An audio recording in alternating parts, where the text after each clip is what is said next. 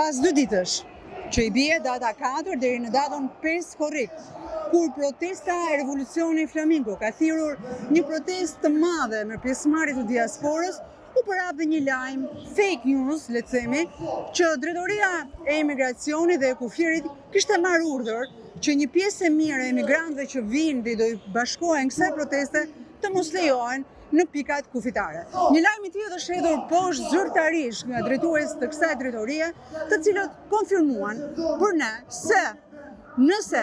një seancë terrorit do të konfirmoj që ka dhe persona të cilët janë të rrezikshëm, pra ka një rrezikshmëri të lartë shoqërore, apo janë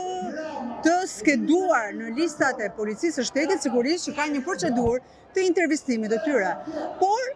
një sy hapur për policinë e shtetit për sa i përket sigurisë kombëtare do të mbahet hapur. Gjithsesi, protestat e përparme dhe pjesëmarrja e një numri të lartë të diasporës na tregoi që edhe policia ishte bashkë me ta.